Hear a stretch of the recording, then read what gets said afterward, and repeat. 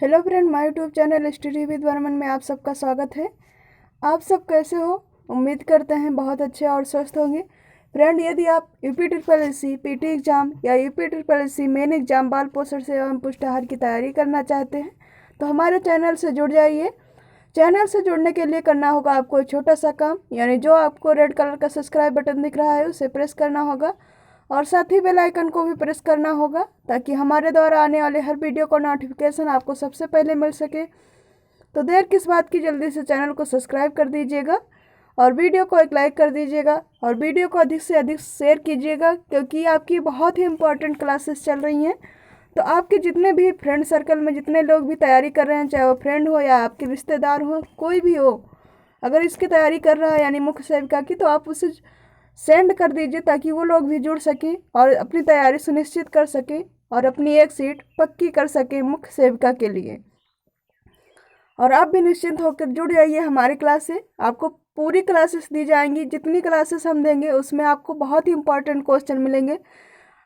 यदि आपको ना यकीन हो तो आप हमारी प्लेलिस्ट ही जाकर देख लीजिए, वहाँ पर आपको सारे इंपॉर्टेंट क्वेश्चन ही मिलेंगे। फालतू क्वेश्चन नहीं लाते हम जिससे आपका टाइम वेस्ट हो। आपके लिए वही क्वेश्चन लाते हैं जो आपके एग्ज़ाम के लिए काफ़ी आवश्यक है, जो आपके एग्ज़ाम में आने की पूरी चांसेस हैं, वैसे ही क्वेश्चन आएंगे। लगभग क्वेश्चन वैसे ही आते हैं। तो आप देखेंगे हमारी क्लास में वो क्वेश्चन। अभी कुछ क्वेश्चन आज कराएंगे, कुछ अभी आगे जब आपकी मल्टीपल क्लासेस टेस्ट चलना शुरू होगा। अभी तो हम टॉपिक वाइज करा रहे हैं। जब मिक्सअप क्वेश्चन चलेगा तो वहाँ भी कुछ क्वेश्चन आपको मिलेंगे, सारे टॉपिक से मिस क्वेश्चन मिलेंगे, लेकिन अभी टॉपिक वाइज क्वेश्चन कर रहे हैं। तो आज हमारा टॉपिक रहेगा भोजन के आवश्यक घटक। संतुलित आहार के नीचे वाला पॉइंट टॉपिक है ये आपका। तो देख लीजिएगा, आप लोग सिलेबस अपना याद रखिएगा पूरा अच्छे से कि कौन कौन से टॉपिक हैं आपके सिलेबस में। पूरा सिलेबस याद रहेगा तो आपको तुरंत क्वेश्चन पकड़ने में देर नहीं लगेगी और आप आसानी से अपने क्वेश्चन हल कर सकते हैं एग्ज़ाम हॉल में भी और टेस्ट सीरीज में भी। जिसमें आज बात करेंगे भोजन के आवश्यक घटक में कार्बोहाइड्रेट, प्रोटीन, वसा, विटामिन, खनिज लवण, स्रोत, कार्य और आवश्यकताएं, कमी से होने वाले रोग। आप लोग को तो थ्योरी क्लास पढ़नी नहीं है क्योंकि आप लोग थ्योरी क्लास में शामिल नहीं होते। हमने देखा 200-300 लोग शामिल हो रहे हैं। बाकी जब टेस्ट सीरीज चलती है उसके लिए ज़्यादा आप लोग बोलते हैं, तो हमने आज आपको क्वेश्चन ही करा रहे हैं, आपको थ्योरी नहीं करा रहे हैं। जब आप लोग का कमेंट आएगा कि हाँ थ्योरी क्लास चाहिए हमें इस टॉपिक पर, तभी चलाएंगे, नहीं तो हम आपको क्वेश्चन ही देंगे, क्योंकि आप लोग पूरे तरीके से उसमें सहयोग नहीं कर रहे हैं। तो चलिए देखते हैं आज का हमारा पहला क्वेश्चन इस टॉपिक का। निम्न में से शरीर में ऊर्जा का प्रमुख स्रोत है। ऑप्शन है प्रोटीन, वसा, कार्बोहाइड्रेट या फिर विटामिन। तो आपको बताना होगा कि ऊर्जा का प्रमुख स्रोत क्या है। ऑप्शन देख लीजिए चारों और कमेंट के बताइए इसका राइट आंसर क्या होगा। तो शरीर में ऊर्जा का प्रमुख स्रोत जो होता है वो कार्बोहाइड्रेट होता है। वसा भी है, लेकिन सबसे ज़्यादा इम्पॉर्टेंट आपके लिए रहेगा मुख्य स्रोत कार्बोहाइड्रेट। और कार्बोहाइड्रेट कहाँ पाया जाता है, यानी इसका स्रोत भी बताना है आपको। इसकी कमी से होने वाले रोग भी बताएंगे, इन सब के बारे में बताएंगे। क्वेश्चन के माध्यम से आपको प्रत्येक क्वेश्चन के माध्यम से पता चल जाएगा। तो इसमें जो है कार्बोहाइड्रेट का स्रोत है दूध, अनाज, फल, सब्जियां, ये सभी जो हैं, जैसे आपका चावल हुआ, केला हुआ, ये सभी जो है कार्बोहाइड्रेट के मुख्य स्रोत होते हैं। और इसका अनुपात जो होता है, कभी कभी क्वेश्चन में पूछ लिया जाता है कि कार्बोहाइड्रेट का अनुपात क्या है, तो आपको बताना होगा ये है। आप चाहे तो इसका स्क्रीनशॉट भी ले सकते हैं। 1 मिनट। 1:2, 2:1, ये आपका कार्बोहाइड्रेट का अनुपात है। आप लोग इसे ले सकते हैं। अगला क्वेश्चन है क्वेश्चन नंबर 2। कार्बोहाइड्रेट कार्य करता है, आपको बताना है। अभी आपने देखा स्रोत, यानी कार्बोहाइड्रेट कहाँ किस में पाया जाता है, तो आपने जाना कि कार्बोहाइड्रेट जो है शरीर में ऊर्जा प्रदान करता है और वो किस में पाया जाता है वो भी आपने देखा। अभी इस क्वेश्चन में आपको बताना है कि कार्बोहाइड्रेट जो है वो क्या कार्य करता है। ऑप्शन है उत्प्रेरक की तरह, ऊर्जा स्रोत की तरह, एंजाइम की तरह या फिर बिल्डिंग मटेरियल की तरह। तो कार्बोहाइड्रेट जो है वो ऊर्जा प्रदान करता है। अभी ऊपर आपने क्वेश्चन पढ़ा था कि वहाँ पर शरीर में मुख्य रूप से ऊर्जा का स्रोत क्या है, तो वो कार्बोहाइड्रेट है। और यहाँ पर पूछा जा रहा है कि कार्बोहाइड्रेट का क्या कार्य है। तो कार्बोहाइड्रेट जो है ऊर्जा उत्पन्न करता है, यानी एनर्जी उत्पन्न करता है। इसका राइट आंसर ऑप्शन बी रहेगा। हमारा अगला क्वेश्चन है क्वेश्चन नंबर 3। वसा में किस कारण से अधिक ऊर्जा का संचय होता है, आपको बताना है। ऑक्सीजन की कमी के कारण, हाइड्रोजन की कमी के कारण, कार्बन की कमी के कारण या फिर जल की कमी के कारण। तो वसा में जो है अधिक ऊर्जा क्यों संचय होती है, यानी आपका जो वसा यानी फैट है उसमें अधिक एनर्जी पाई जाती है कार्बोहाइड्रेट की अपेक्षा। लेकिन ये जो है ये संचय होती है, इकट्ठा रहती है, एकत्रित रहती है। तो ये किसके कारण होता है, तो ये है आपका ऑप्शन बी, हाइड्रोजन की कमी के कारण ये अधिक ऊर्जा संचय करता है। अगला क्वेश्चन है क्वेश्चन नंबर 4। निम्नलिखित में से कौन सा बाल, मांसपेशियों तथा त्वचा का मुख्य घटक है। इसमें आपको बताना है कि कौन सा वो पोषक तत्व है जो बाल, मांसपेशियों तथा त्वचा का मुख्य घटक है, यानी उन्हें पोषण प्रदान करता है। ऑप्शन है कार्बोहाइड्रेट, वसा, कार्बोहाइड्रेट, प्रोटीन या फिर खनिज लवण। तो आपको बताना होगा इसका राइट आंसर, यानी कौन सा घटक है जो इसमें सहायक है।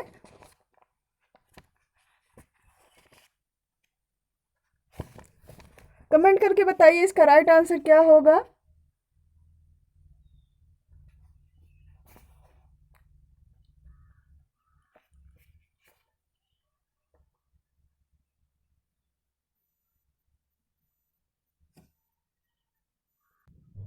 इसका राइट आंसर रहेगा ऑप्शन ए, यानी वसा जो है इन सभी त्वचा अंगों को पोषक तत्व प्रदान करता है, यानी इनका मुख्य घटक है। अगला क्वेश्चन है क्वेश्चन नंबर 5। बच्चों में प्रोटीन की कमी से होने वाले रोग हैं। ऑप्शन है क्वार्सियोकर, मैरस्मस, घेंगा या फिर ए एंड बी दोनों। तो प्रोटीन की कमी से इसका राइट आंसर रहेगा ऑप्शन ए, यानी क्वार्सियोकर होता है। अगला क्वेश्चन है क्वेश्चन नंबर 6। एक मनुष्य को लगभग आवश्यकता होती है 1 किलो कैलोरी ऊर्जा की, 500 किलो कैलोरी ऊर्जा की, 1000 किलो कैलोरी की या फिर 2000 किलो कैलोरी की। तो आपको बताना है कि एक पुरुष को कितनी आवश्यकता होती है। यहाँ पर ये आपका ऑप्शन ए जो है वो गलत दिया गया है। यहाँ पर एक नहीं रहेगा, यहाँ पर रहेगा 2900 किलो कैलोरी ऊर्जा की आवश्यकता होती है एक मनुष्य को एक दिन में, यानी पर डे की बात की जा रही है, 29 किलो कैलोरी। अगला क्वेश्चन है हमारा क्वेश्चन नंबर 7। विटामिन, 2 बार लिख उठा है।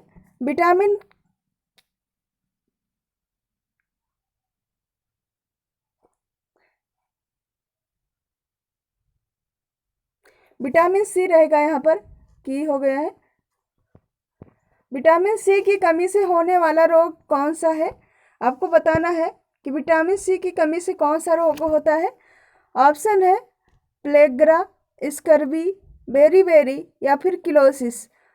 तो विटामिन सी जो है उसकी कमी से स्कर्बी नामक रोग होता है और इसका रासायनिक नाम जो है वो स्कर्बिक एसिड है या स्कर्बिक अम्ल, दोनों में से कुछ भी पूछा जा सकता है। विटामिन सी किस में पाया जाता है, तो ये सबसे ज़्यादा आंवले में पाया जाता है तथा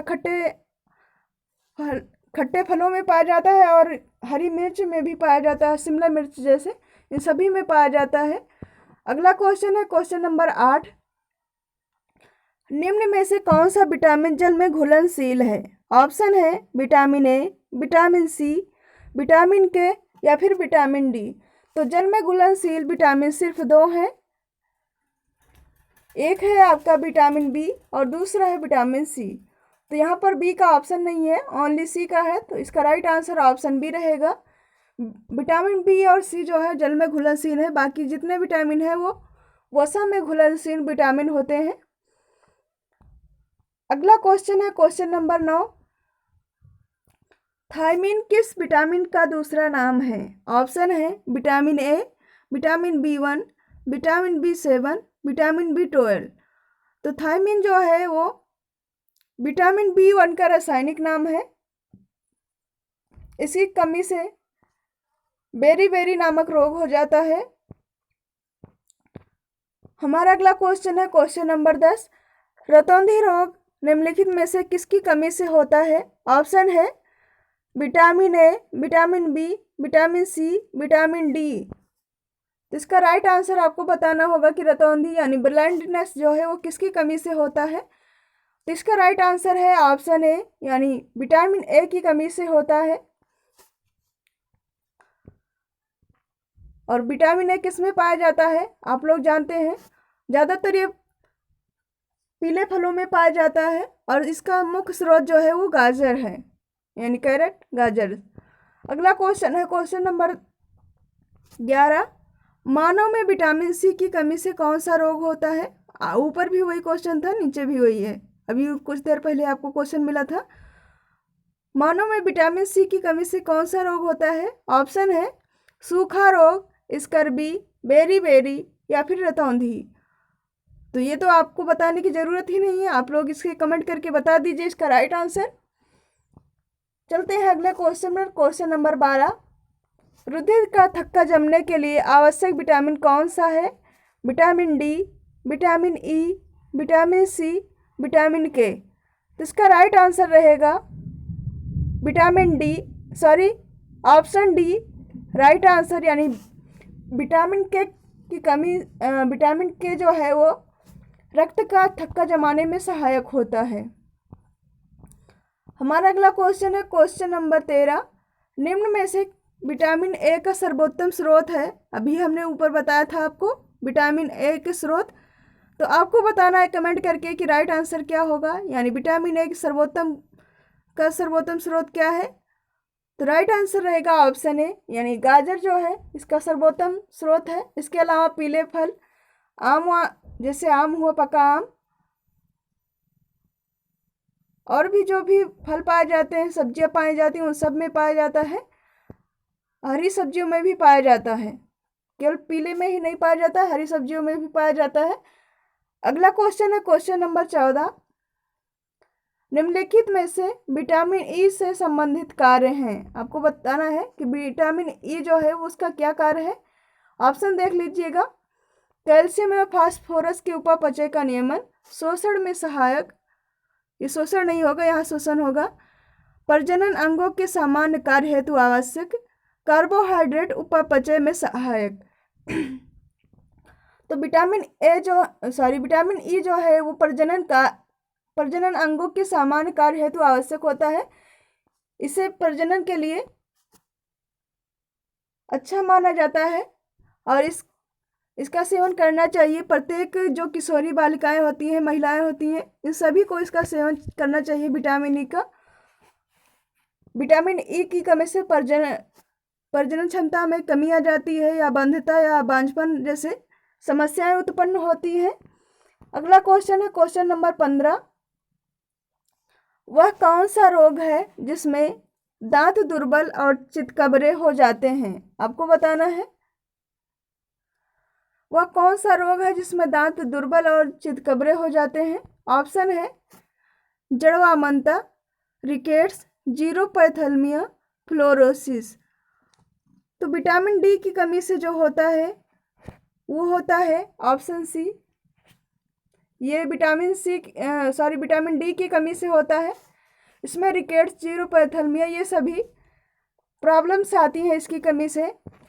अगला क्वेश्चन है क्वेश्चन नंबर 16। वसा का संग्रह होता है, यानी फैट आपका कहाँ इकट्ठा होता है आपकी बॉडी में, आपको ये बताना है इस क्वेश्चन में। रुधिर में, यकृत में, मांसपेशियों में, या फिर एडिपोज ऊतक में, यानी एडिपोज टिश्यू में। तो आपको बताना होगा इसका राइट आंसर, यानी वसा का संग्रह कहाँ किया जाता है, बॉडी में कहाँ पर होता है। राइट आंसर है ऑप्शन डी, एडिपोज ऊतक में इसका संग्रह होता है। अगला क्वेश्चन है क्वेश्चन नंबर 17। निम्न में से कौन सी शर्करा मोनोसैकेराइड्स नहीं है। ऑप्शन है लैक्टोज, ग्लैक्टोज, ग्लूकोज या फिर फ्रक्टोज। तो मोनोसैकेराइड्स नहीं है शर्करा, वो है आपका लैक्टोज। लैक्टोज को छोड़ के बाकी सभी हैं। इस प्रकार राइट आंसर ऑप्शन ए रहेगा क्वेश्चन नंबर 17 का। अगला क्वेश्चन है क्वेश्चन नंबर 18। आयोडीन युक्त नमक के सेवन से निम्न में से किस रोग की संभावना कम हो जाती है। यानी आप यदि आयोडीन का नमक का सेवन करते हैं तो कौन सी रोग जो है उनकी संभावना कम हो जाती है। रक्त अल्पता, घेंघा, रतौंधी या फिर स्कर्वी। तो आयोडीन का सेवन करने से जो है वो घेंघा नामक रोग होने की संभावना कम हो जाती है। घेंघा या गलगंड, ग्वाइटर, ये सभी नाम हैं,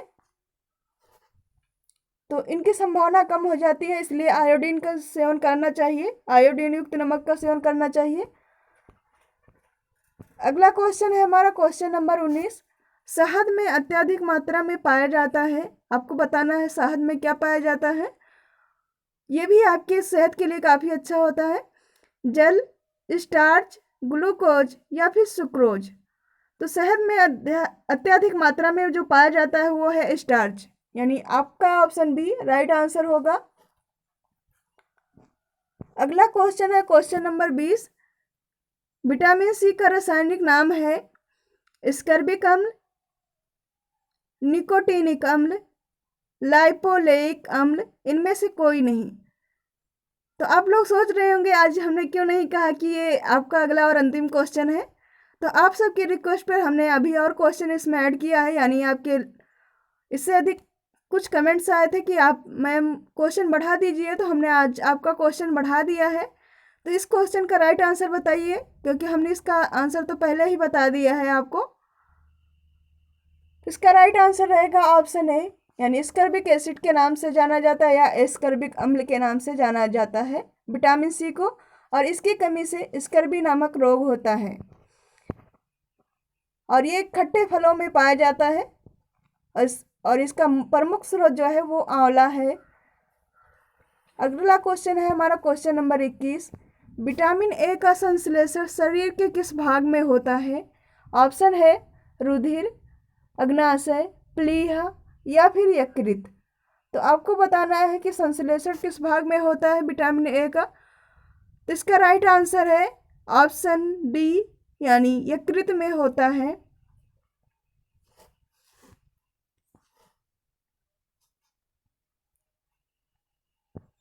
अगला क्वेश्चन है क्वेश्चन नंबर 22।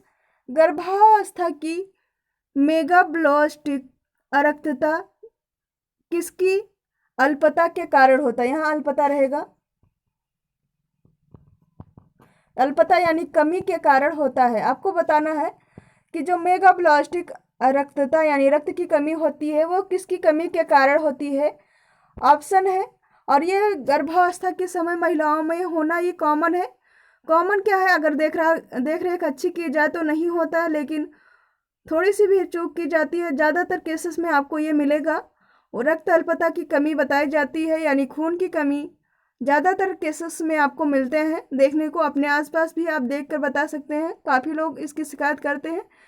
तो आपको बताना होगा वो किसकी कमी के कारण होता है। विटामिन बी 12 एवं फॉलिक अम्ल या फिर विटामिन डी।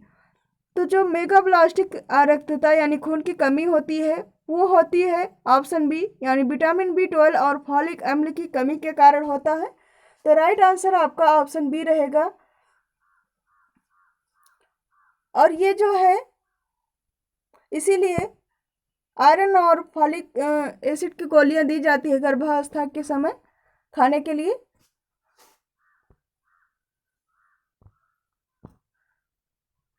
ये क्या। हमारा अगला क्वेश्चन है क्वेश्चन नंबर 23।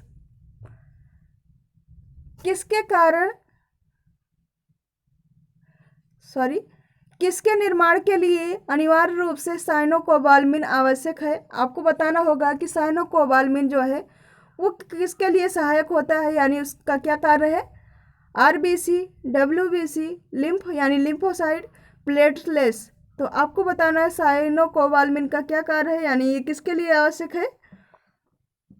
तो इसका राइट आंसर होगा ऑप्शन ए, यानी आरबीसी, रेड ब्लड सेल्स जो है उसके निर्माण में सहायक होता है आपका साइनोकोबाल्मिन। तो राइट आंसर ऑप्शन ए रहेगा। हमारा अगला क्वेश्चन है क्वेश्चन नंबर 24। निम्न में से कौन सा वसा में घुलनशील विटामिन है। हमने आपको शुरुआत में ही बताया था, आप कमेंट करके बताएंगे इसका राइट आंसर, यानी वसा में घुलनशील विटामिन कौन कौन से हैं। ऑप्शन देख लीजिएगा, थायमीन यानी विटामिन बी, फॉलिक अम्ल, स्कर्बिक अम्ल या फिर टोकोफेराल। तो आपको बताना होगा इसका राइट आंसर। तो इसका राइट आंसर रहेगा ऑप्शन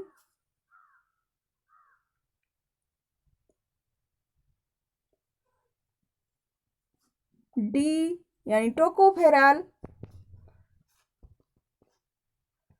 जो है वो वसा में घुलनशील है। बाकी जो आपका इस थायमीन जो है वो विटामिन बी हो गया, स्कर्बिक अम्ल विटामिन सी हो गया, और बी सी जो है वो आपके जल में घुलनशील है। फॉलिक अम्ल जो है इसमें आएगा नहीं। तो आपका बच्चा ये ऑप्शन डी। तो राइट आंसर ऑप्शन डी रहेगा। अगला क्वेश्चन है क्वेश्चन नंबर 25। निम्न में से किसकी कमी से भूख में कमी, थकान, मांसपेशियों की कमजोरी और मानसिक कमजोरी जैसे लक्षण पाए जाते हैं। ऑप्शन है विटामिन के, विटामिन सी, थायमीन या फिर राइबोफ्लोविन। तो आपको बताना होगा इसका राइट आंसर। तो इसका राइट आंसर है ऑप्शन डी, यानी राइबोफ्लोविन के कारण होता है, कमी के कारण। अगला क्वेश्चन है क्वेश्चन नंबर 26। निम्नलिखित में से किसे सार्वजनिक स्वास्थ्य पोषण का घटक माना जाएगा। ऑप्शन है आहार संबंधी दिशा निर्देश, पोषण, महामारी विज्ञान, विटामिन और खनिज के साथ खाद्य पदार्थों का परवलीकरण, उपरोक्त सभी। तो आपको बताना है कि जो सार्वजनिक, यहाँ पर विशेष ध्यान देना होगा इस क्वेश्चन में, ये सार्वजनिक स्वास्थ्य पोषण की बात कर रहा है। तो यानी आपको सभी को ये पोषण घटक के बारे में जाना जाएगा। आप कैसे सबको बताएंगे, ये किस सबके लिए कैसे होगा, ये कौन सा होगा, यानी महामारी विज्ञान है या फिर विटामिन खनिज के साथ खाद्य पदार्थों का परवलीकरण, या फिर आपका ऑप्शन ए। तो इसका राइट आंसर होगा जो ये, क्योंकि ये आपके पोषण से संबंधित है, तो इसका राइट आंसर होगा ऑप्शन ए, आहार संबंधी दिशा निर्देश। ये सभी जो हैं सार्वजनिक स्वास्थ्य पोषण का घटक है, इसी के अंतर्गत आपका विटामिन भी आएगा। तो इसलिए राइट आंसर ऑप्शन ए रहेगा। हमारा ये रहा 26वां क्वेश्चन। अगला क्वेश्चन है हमारा क्वेश्चन नंबर 27। किन तरीकों से सरकारी नहीं रहेगा, किन तरीकों से सरकार अच्छे पोषण को बढ़ावा दे सकती है। ऑप्शन है पोषण की निगरानी के लिए सर्वेक्षण, आहार संबंधी दिशा निर्देश प्रकाशित करना, झूठे दावों के खिलाफ कानून बनाना, उपरोक्त सभी। तो सरकार द्वारा जो चलाए जा रहे पोषण संबंधी कार्यक्रम हुआ, चाहे आपका मिड डे मील हो या पोषण कार्यक्रम हो या अन्य पोषण से संबंधित जो कार्यक्रम चलाए जा रहे हैं आपके राज्य में सरकार के द्वारा, तो आपको बताना है कि किसके द्वारा आप बढ़ावा दे सकते हैं। तो पोषण की निगरानी के लिए सर्वेक्षण करना, यह कार्य आपका होगा, यानी मुख्य सेविका का होगा। आहार संबंधी दिशा निर्देश प्रकाशित करना, झूठे दावों के खिलाफ कानून बनाना, उपरोक्त सभी। तो इसमें मेन जो होगा वो पोषण की निगरानी के लिए सर्वेक्षण करना, यानी जो उसमें जो भी पोषण दिया जा रहा है उसकी निगरानी करना। जब समय समय पर जांच की जाएगी और कैसे आप जो सरकार द्वारा जो भी योजना चलाई जा रही है, पोषण दिए जा रहे हैं, वो लोगों तक पहुंच रहे हैं या नहीं। अगर इसकी अच्छे से निगरानी हर समय टाइमिंग पर जांच की जाएगी तो लोगों में एक डर बना रहेगा। जो इसके अंतर्गत कार्य करते हैं उन्हें पूरा उसका ब्यौरा देना होगा, तो वो लोग अपना काम ईमानदारी से करेंगे। अगर उस पर थोड़ा भी ढील दी जाती है तो लोग इधर उधर करने लगते हैं, सही से अपना काम नहीं करते हैं। तो इसलिए जब जब निगरानी अच्छे से होगी, देख रेख होगी, तो वो अच्छे से कार्य होगा, यानी पोषण को बढ़ावा मिलेगा। इस प्रकार राइट आंसर ऑप्शन ए रहेगा। हमारा अगला क्वेश्चन है क्वेश्चन नंबर 28। निम्नलिखित में से कौन सी समस्या अत्यधिक प्रचलित और वैश्विक पोषण समस्या है? ऑप्शन है विटामिन ए की कमी, कुपोषण, मोटापा या फिर उपरोक्त सभी। तो आपको बताना है कि विश्व में जो पोषण समस्या है वो कौन सी है। इसका राइट आंसर होगा कुपोषण की समस्या, विटामिन ए की समस्या। ये सभी जो है आपकी वैश्विक समस्या है। जितने भी पॉइंट दिए हैं इनमें तीनों पॉइंट जो है आपको पोषण से संबंधित है। विटामिन ए की कमी भी आपके पोषण में आती है। कुपोषण तो आप अच्छी तरीके से जानते हैं, उसमें सभी चीज़ें आ जाती हैं। और मोटापा अत्यधिक होने पर भी एक पोषण समस्या है। इस प्रकार राइट आंसर ऑप्शन डी रहेगा। अगला क्वेश्चन है क्वेश्चन नंबर 29। एक शिशु में पर्याप्त पोषण का सबसे अच्छा संकेत है नाइट्रोजन संतुलन, प्री एल्बुमिन, एल्बुमिन, भार बढ़ना। इसका राइट आंसर होगा ऑप्शन डी। शिशु का पर्याप्त पोषण का अच्छा संकेत है कि उसकी आयु के साथ उसका भार बढ़ना यानी वजन बढ़ना उसका अच्छा संकेत है कि उससे पोषण जो दिया जा रहा है वो अच्छे से दिया जा रहा है, यानी उसका वृद्धि विकास अच्छे से हो रहा है। अगला और अंतिम क्वेश्चन है आज का आपका क्वेश्चन नंबर 30। विश्व स्वास्थ्य संगठन के लोगों के किस समूह के लिए जस्ता की खुराक की सिफारिश करता है? WHO यानी विश्व स्वास्थ्य संगठन जो है कौन से लोगों के लिए जस्ता यानी जिंक की खुराक की सिफारिश करता है? ऑप्शन देख लीजिएगा, बहुत अच्छा क्वेश्चन है ये भी। गर्भवती तथा स्तनपान कराने वाली महिलाएं, गंभीर कुपोषण या दस्त वाले बच्चे, शारीरिक वृद्धि में कमी के उच्च प्रसार युक्त कम आय वाले सभी क्षेत्रों के बच्चे, कम आय वाले बुजुर्ग। तो इसमें जो है जिंक की आवश्यकता सबसे ज़्यादा किसको होती है? तो इसका राइट आंसर होगा ऑप्शन बी, यानी दस्त और कुपोषण, गंभीर कुपोषण से जो जूझ रहे बच्चे होते हैं उनके लिए है दस्त की आवश्यकता होती है, क्योंकि जब आपको ORS की खुराक घोल दिया जाता है उसके साथ आपको जिंक की गोली के लिए भी सलाह दी जाती है। तो इस प्रकार राइट आंसर ऑप्शन बी रहेगा। आज का हमारा 30 क्वेश्चन यहीं पर कंप्लीट होता है। आपको आज की क्लास कैसी लगी हमें कमेंट करके ज़रूर बताइएगा, और ये भी बताइएगा कि आपके कितने आंसर सही हुए हैं। मिलते हैं नेक्स्ट क्लास में। पूरी क्लास देखने के लिए थैंक यू।